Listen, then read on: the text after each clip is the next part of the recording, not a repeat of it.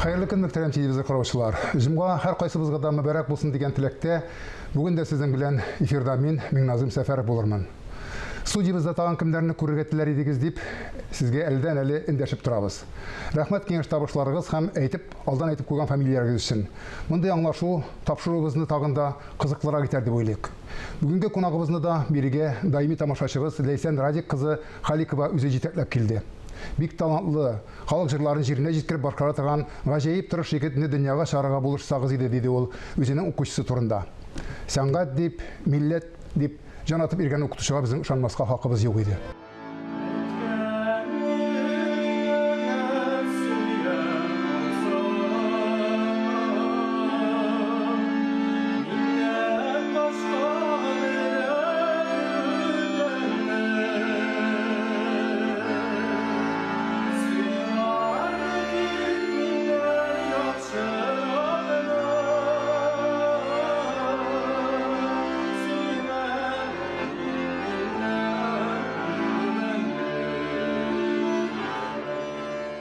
Илсаф Рамил улы Гыйльметдинов 2003 елның 9 октябрендә Казан шәһәрендә дөньяга килә.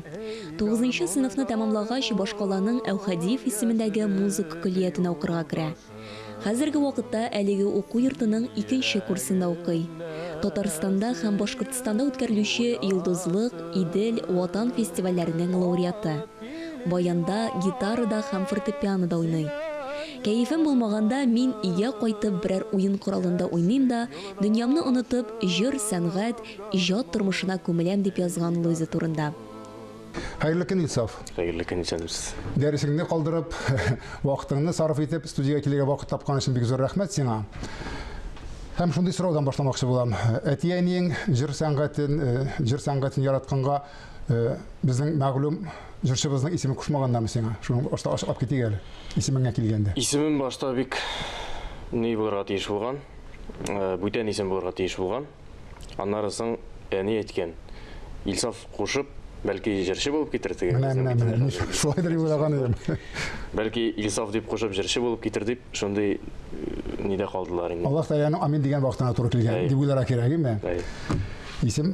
Исемгә карап кушыла дип дөрес әйткәннәр безнең халыкта. Синең яшьтә әлбәттә әле кем булырга, нәрсә булырга дип уйламаучылар да җитәрлектер дип уйлыйм инде. Менә соңгы вакыйгаларда күрсәтелгән икәнлеген әйтми, үзенең җәмгыятьтәге урынын белмәгән кешеләр, кая барырга кыйбласын таба алмаган кешеләр. Менә син үзеңнең Инстаграмыңда ялгышмасам, мин иншалла үземнең теләгемә ирешәчәкмен дип язып куйгансың. Теләгең нинди синең? Теләк бәлки ул сөйли торганда түгелләр. Теләкне бит ул секретный бит инде тоже сөйләп бетереп булмый, но ләкин нәрсә әйтәсе килә, бу теләк артында күпме тырышлык тора. Бу теләк артында күпме авырлык.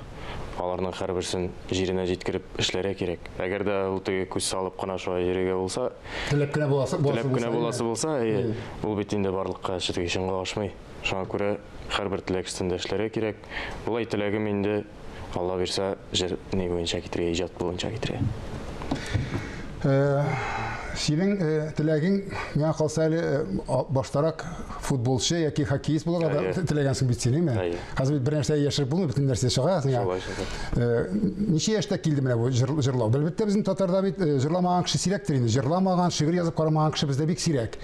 Ләкин алар барысы да җырчы була алмый яки шагыйрь булып китә алмый инде.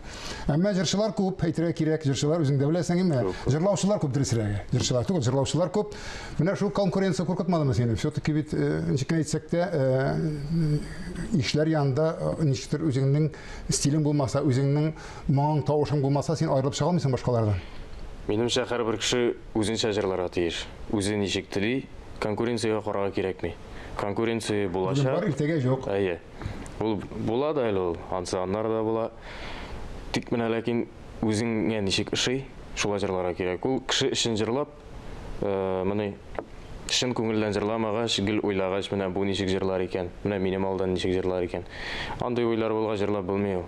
Алай ирешеп булмый яхшылыкка. Только үзеңә ышанып, үзеңчә генә башкара. Шул менә. Димәк, башкаларга ышатып җырлауда усул булып саналмый инде бу чакта, иҗатта. Юк. Минемчә, мин шулай дип уйлыйм инде менә. кішіге теңлеп жырласаң, менә мин моның шикелле жырлыйм әле дип, тегенең шикелле жырлыйм әле дип. Һәрбер кешенең үз стиле, һәрбер кеше үзенчә жырлый. Анага көнләшергә дә кирәкми. Менә һәрбер кешенең ихтыяры инде менә. Бергә йөргән юлларыбыз суынды инде кинәт. Шул юлларга барып кайтам сине сагынган көндә. Агыйдердән сулар алдым жайгына. Шул суларның тәме булмас, сине булмасаң янымда. Менә бу социаль челтәрләрне караганда мин беренчедән ни өчен шаккаттым, чөнки без маршы бик ишетмәгән зәңгәр күлмәк, кошлар кебек, кайтыгыз торналар, таң атканда әйткән идең дигән безнең классик җырларны җырлыйсың син, әйме? Бу сезнең уку программасына кергәнгә шулаймы? Әллә ул синең күңелеңә якын булганга, әллә башка төрле сәбәп беләнме? Уку программасында безнең күбрәк итальянча җырлар. Без бит инде теге итальян ниенә җырчы кеше бит инде ул бөтен стильдә җырлый белә тиеш. Ул менә халыкта, эстрадада, зарубежный җырларны тоже җырларга тиеш инде менә. Шушы милли моңнарыбызга килгәндә, белмим, татар халкының җырчы татар халкының канында сеңгән булырга тиеш инде ул. Шул безнең милли җырларыбыз. Хәзер бит үзегез беләсез, вакыты шундый, менә әйткәнегезчә килде китте җырчылар чыга да, бернинди мәгънәсез дә юк, бернинди белмим, ничек әйтергә дә яме дә юк. Истә дә калмый. Хәзер менә зәңгәр күлмәк шикелле җырлар, алар бик сирәк алар хәзер. Бик сирәк, белмим. Ишеткәнем дә юк соңгы арада. Шуңа күрә халкыбыз да инде хәзер күбрәк современный дигәндә шундый якка күчә башлады. Шулай булырга тиеш дип уйлый башлады. Ул халыкка җиткерергә кирәк. Менә без яшь буын булгач, без бит инде ул милли моңнарыбызны саклап калырга тиеш. Без булмагач кем саклый аны? Безгә бит инде татар теле булай гына бирелмәгән. Шул яктан килгәндә дә җырчы дигәч, җырчы ул менә күп кеше уйлый. Сәхнәгә чыга да, җырлый да инде. Авыз ачып тора дигәндә бөтен нәрсә. Техника көчле, хәзер инде тавыш көчәйтелгән. Нәрсә инде ул җыр дигән шикелле менә. Ул бит әле ул җыр артында, тавыш артында әйткәнемчә күпме тырышлык, күпме авырлык тора аның артында, күпме дәрес. Җырга килгәндә ул җыр өстендә гомер буе эшләргә кирәк. Гомер буе. Билгеле җыр булса да, хәтта яңа җыр булмаса да, әйме? Гомер буе. Шул җыр булса да, мәсәлән алыйк, белмим, зәңгәр күлмәкне алыйк инде. Бер вакытта аны син бер төрле җырлыйсың. Икенче вакытта тагын ничектер үтәчәк. Күңел хәлетеңә бәйләнгән. Шуңа күрә һәрбер шул җырны 100 тапкыр җырласаң да, барыбер ниндидер идеялар башка килә.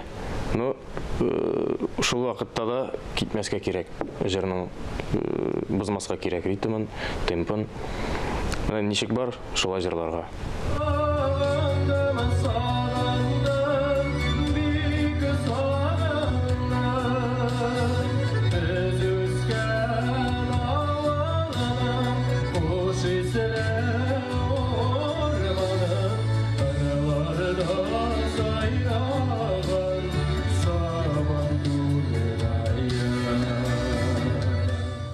Менә бундай сүзләр ишетү, шәһәрдә туып үскән 18 яшьлек җегеттән ишетү әлбәттә гаҗәбрәк, чөнки безнең яшьләр бит инде әбиләр әйтмешләр теге, алар теге рок дип әйтмиләр инде, дыңгыр дип әйтәләр, алар теге шундый заманча техника белән сугарылган, техникага корылган музыка тыңлыйлар, шулай итеп колакларны тындыралар һәм алар безнең гайрәтебезне чигерәләр дип уйлаган заманда менә синең шундый зәңгәр күлмәк турында сөйләшүең име, һәм шуңа күңелеңне салып җырлау, ул нәрсәдән килә, каян тамыры? Кызыксынып сорыйм, бу тамашачыларга да кирәк тагында бу сорау.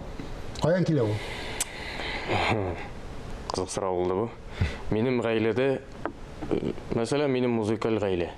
Менә, гомумән.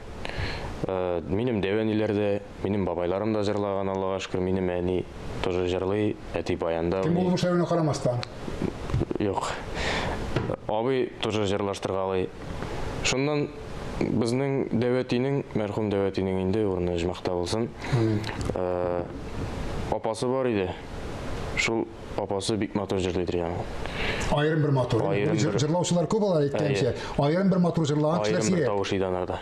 Шундый білмеймін, непередаваемый деп әйтсем де ялғышмам. Мына шул ғайладан топлап, нәсілден бәлки келгендір енді мына шулай бір. Шуны тәмамларға деп, тәмамлап, дәвам етерге, келешекте де, аннары соң Алла берса, екінші нәсілге де береге деп, шулынан келгендір енді. Қан қатыры деген әйбір, шулай барға тиішті деп ойлайсың сөйлей ме? Мен шулай деп ойлаймын. Шулай барға тиіш. Менә сен бір социал шелтеріндегі комментарийда болып жазғансың.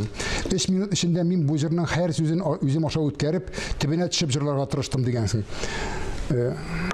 Хамдуна Тимиргалиева репертуарынан болса ки, ялғышмасам хатırımda қалған. Демек, шықтың да сөздерін есіңе түсірдің де жырладыңа түгілер деген сөз жыр? Жоқ, жырның һәр бір сөзі, һәр бір жолы сөзінің шул өз тарихы бар. Жырның ғөмүмән өз тарихы. Өз тәсири, тәсири түкіші бар, ма?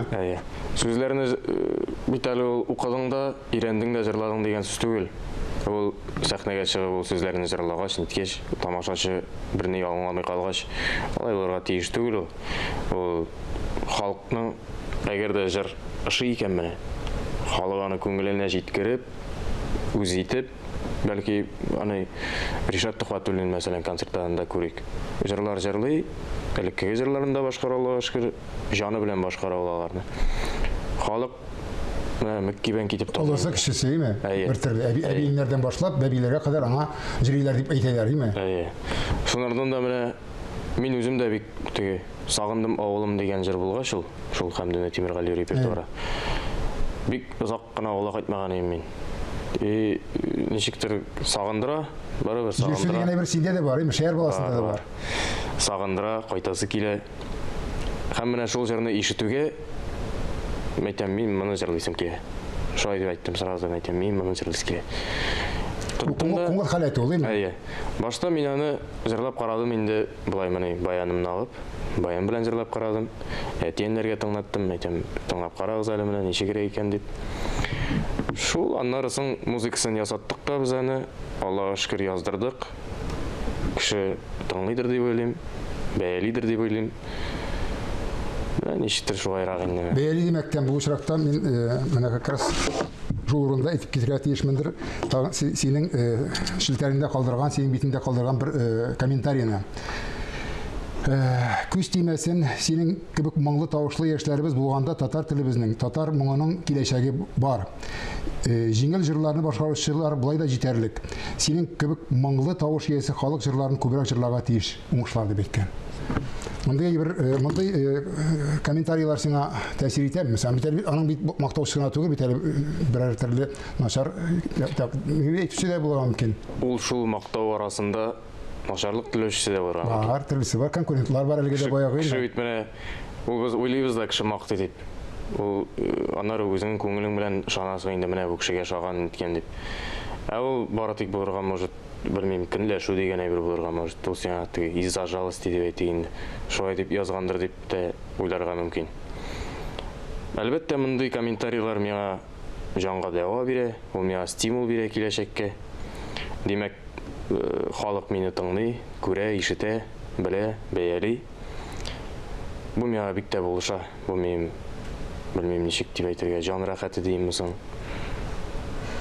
Шу шурында Юсаф әйде бүрен аша бүрі қоғаншы баяныңны ал да бір жырлап күшет әлі. Тамыршысыға тыңласынлар, тауышыңна жетсінлер тірі тауышыңна.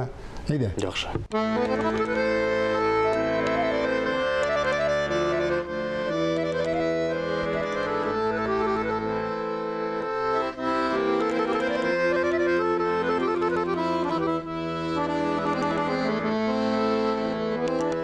Ey garmon garmon yaşlılık yoldaşım Sin yüreğimde süyü uyattın Alıp gel miňa sügen yarmanı Yaşlık yoldaşım garmon ey garmon Яштешләрің сенің міне иномарка машина алалар, сенің міне көріпше иномарка баяның сенің еме, ол бит зор ақша тұрандыр енді. Білуімше сен өзің өзіңнің ақшаңа салып алғансың, еме? Бик хыялланган идем. Мин Аллага шүкүр музыка мектебинде де окуп чыктым. Музыка мектебинде окуганда минем әти ниче яшьтә булган икән? 7нче класста булганда әти үзенә баян алган, ширәтле баян. Шул баян хәзер дә Аллага шүкүр тфу-тфу. Иле, уйныйбыз кайвакыт. Һәм шуннан соң шул әтинең баянында өйрәнеп, әти мин вообще гомумән әти аша өйрәндем инде менә. Әти үрләгәндә. Уясында не күрсә дигән сүз шулай булышырга туры килә инде. Әтидән күреп, менә әйтәм, минем дә уйныс килә.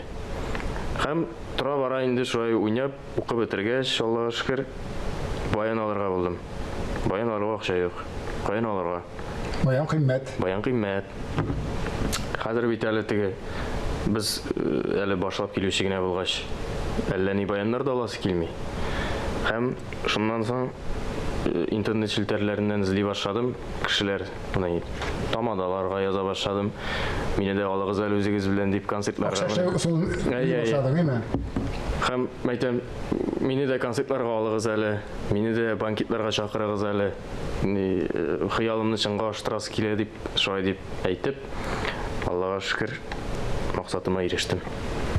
Иншалла, Алла табада безнең максатыңа ирешергә язсын. Амин. Юсаф, менә синең яшьтә иҗат турында уйлар өчен, югары сәнгать турында уйлар өчен, менә шундый хаталардан хали булыр өчен яшь кешегә нинди сыйфатлар хас булырга тиеш? Менә чөнки без күреп торабыз әйткәнемчә, әледән-әле җәмгыятьтә яман күренешләр барлыкка килә. Менә шул хәлләргә тарымас өчен яшь кеше ничек үз юлын табырга тиеш, үз кыбласын табырга тиеш?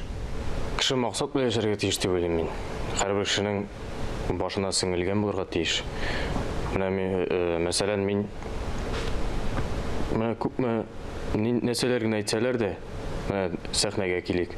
Сәхнәдә дә әйтсәләр дә, менә синең былайрак түгел, тегеләйрәк түгел. Мин кешене тыңламыйм. Мин тыңлыйм үз укытучыларымны. Кешене тыңлыйм да үземчә эшлим димәкче буласың, әйме? Менә шулайрак инде. Үземчә эшлим барыбер. Кешенең уенда булырга тиеш, нәрсә ул ярата, шуны эшләргә тиеш ул. Минемчә, кешенең әгәр дә максаты булса, бүтәнгә аның уе да булмый, вакыты да булмый.